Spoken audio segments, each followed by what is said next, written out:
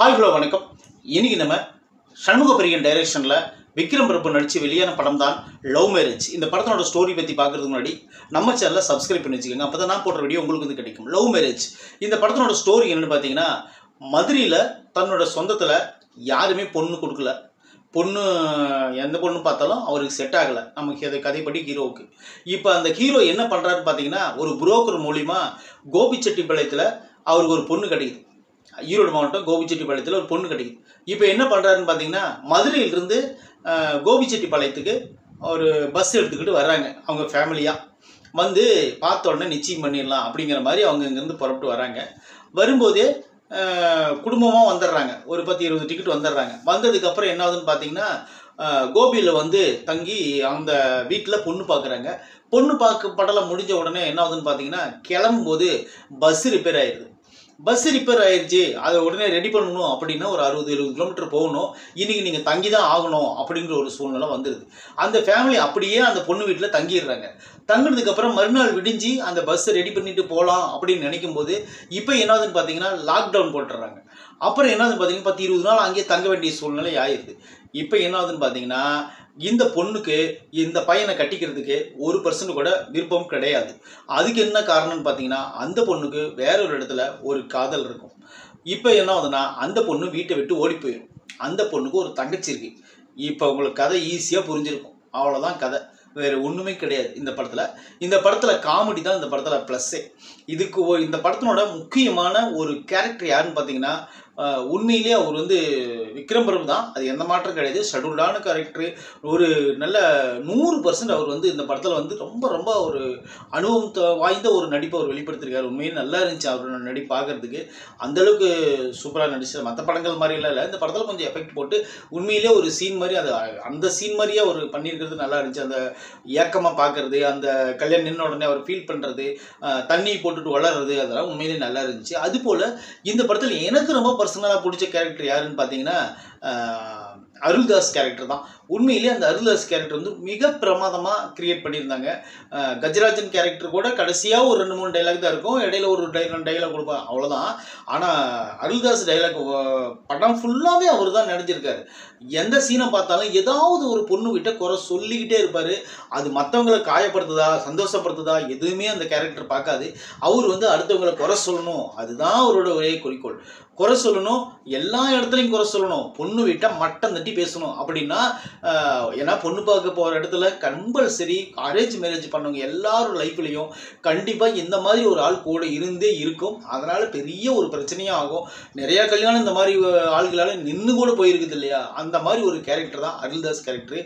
அந்தளவுக்கு சூப்பராக வடிவமைச்சு படம் ஃபுல்லாக டென்ஷன் ஆக்குற மாதிரி கொண்டு போய், அவர் இல்லைன்னா கதை ஒரே இடத்துல தான் சுற்றிட்டு இருக்கும். அவர் தான் அடுத்த கட்டத்துக்கு எடுத்துகிட்டு போகிறார் அந்த படத்தை. உண்மையிலே நல்ல ஒரு சூப்பரான ஒரு கேரக்டர் அந்த கேரக்டர். அப்புறம் ரெண்டாவது பார்த்தீங்கன்னா ரமேஷ் திலக், அவரும் இன்னொரு யாசர் அப்படின்னு ஒருத்தர் நடிச்சிருக்காங்க. அவங்க 2 பேரும் ஃபோட்டோகிராஃபராக வந்து படம் ஃபுல்லாக அந்த காமெடியை லைட்டாக அங்கங்கே ரொம்ப ஃபுல்லான காமெடி வயிறொலிக்கலாம் காமெடியெலாம் கிடையாது படத்தில்.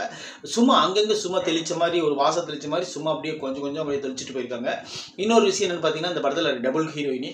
ஒரு ஹீரோயினி அக்கா ஓடி போயிடுவாங்க. 2வது ஹீரோயினி வந்து எப்படியோ மேரேஜ் பண்ணி தான் ஆகணும், வேறு வழியே இல்லை அப்படிங்கிற அளவுக்கு சூப்பராக சொல்லிட்டாங்க. இது வந்து இந்த படத்துக்கு லவ் மேரேஜ் அப்படின்னு வச்ச நேரம் அரேஞ்ச் மேரேஜ் அப்படின்னு வச்சிருந்தாங்கன்னா இந்த படத்துக்கு கரெக்டான பொருத்தமான தலைப்பாக இருக்கும். டி இமான் மியூசிக்னு நினைக்கிறேன் அந்த படத்துக்கு. இந்த படத்தில் வந்து மியூசிக் உண்மையிலேயே பாடல்கள் நல்லா இருந்துச்சு. அது அந்த தண்ணி போட்டு பாடுற பாட்டு சூப்பராக இருந்துச்சு. அந்த பாட்டு நல்லாவே இருந்துச்சு.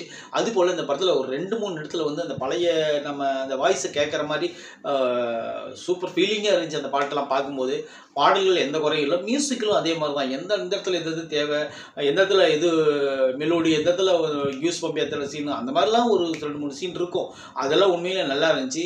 அந்த மீனாட்சி அந்த பொண்ணு ஹீரோயின் பேசுகிற டைலாக்கெல்லாம் ஒரு 2-3 இடத்துல கொஞ்சம் ஹார்ட் டச்சிங்காக இருந்துச்சு. உண்மையிலே நல்லா இருந்துச்சு.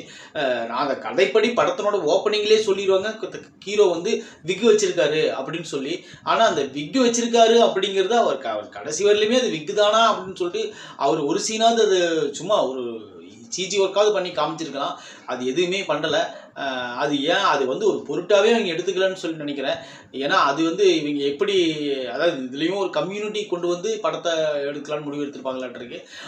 அது வந்து கம்யூனிட்டிக்குள்ளே போனோம்னா படம் எப்படியும் கழுவி ஊற்றிடுவாங்க அப்படின்னு முடிவு எடுத்துட்டு இவங்க அப்படியே பாதியிலே ரிட்டர்ன் அடித்து கொஞ்சம் அப்படியே ஏற்றிருந்தாலமாக அப்படியே செஞ்சு விட்டாங்க படத்தை. அப்புறம் இந்த படத்தில் 2 கெஸ்ட் ரோல் வந்தாங்க. 2 கெஸ்ட் ரோல் யாருன்னு பார்த்தீங்கன்னா, ஒரு கெஸ்ட் ரோல் வந்து சத்யராஜ். அவர் வர சீன் கொஞ்சம் கலகலப்பாக இருந்துச்சு. கலகலப்பாக இருந்துச்சு. நல்லாவும் இருந்துச்சு அந்த சீனு பார்க்குறதுக்கு. அந்த சீனால் அடுத்த கட்டத்துக்கு அந்த படம் நகருது. அது ஒரு முக்கியமான மைல்கல்லான சீன் அது. அப்புறம் யாருன்னு பார்த்தீங்கன்னா, இன்னொரு கெஸ்ட் ரோல் இன்னொரு ஹீரோ நடிச்சிருக்காங்க. ரியோ நடிச்சிருக்காரு. அவர் தான் முதல் காதலியோட காதலனாக வருவார். அவரும் ஓரளவுக்கு கொடுத்த கேரக்டர் ஒரே ஒரு சீனில் நடிச்சிட்டு போயிருப்பார். மற்றபடி இந்த படத்தில் வந்து ஒரு 2 மணி நேரம் போனோமா, ஜாலியாக உட்காந்து என்டர்டெயின்மெண்ட் பண்ணிட்டு வரலாம், அவ்வளோதான். ஒரு பொண்ணு பார்க்குற படம்லாம் எப்படி இருக்கும், அந்த வீட்டில் போய்கிட்டு உட்காந்துக்கிட்டு குறை சொல்கிறது எப்படி இருக்கும், அதெல்லாம் ஓரளவுக்கு நல்லாவே சொல்லி நம்மளை வந்து கொஞ்சம் என்டர்டெயின்மெண்ட் பண்ண முயற்சி எடுத்துக்கிறாங்க, அவ்வளோதான். இந்த படத்தை நீங்கள் பார்க்கணும்னு நினச்சிங்கன்னா குடும்பத்தோடு போய் ஜாலியாக உட்காந்து பார்த்துட்டு வரலாம். அந்த மாதிரி படம் தான் இது. இந்த படம் பொறுத்தளவுக்கு அடல்ட் கண்டென்ட் எதுவுமே கிடையாது. டபுள் மீனிங்கும் கிடையாது, எதுவுமே கிடையாது. சும்மா ஜாலியாக போயிட்டு உட்காந்துட்டு கொஞ்ச நேரம் ஜாலியாக இருந்துட்டு கொஞ்சம் ஃபீல் பண்ணிவிட்டு வீட்டுக்கு வரலாம். அது பொருளில் மட்டுமே பேசக்கூடிய ஒரு காதலி இருக்காங்க.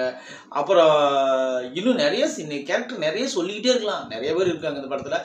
இந்த படத்தை பார்த்தீங்கன்னா உங்களுக்கு கொஞ்சம் ஓரளவுக்கு நல்லா அந்த இப்போ வர படங்களை விட இந்த அளவுக்கு இந்த படம் ஓரளவுக்கு தேவலாம் அப்படிங்கிற மாதிரி உங்களுக்கு தோணலாம். லவ் மேரேஜ் படம் வந்து நம்ம லிஸ்ட்டில் ரொம்ப ஆஹா ஓஹோன்னு இல்லைனாலும் மோசம் இல்லைனாலும் ஒரு டைம் பார்த்து ரசிக்கிற மாதிரி தான் இருக்குது இந்த படம். உங்களுக்கு டைம் கிடைச்சா போய் பாருங்கள்.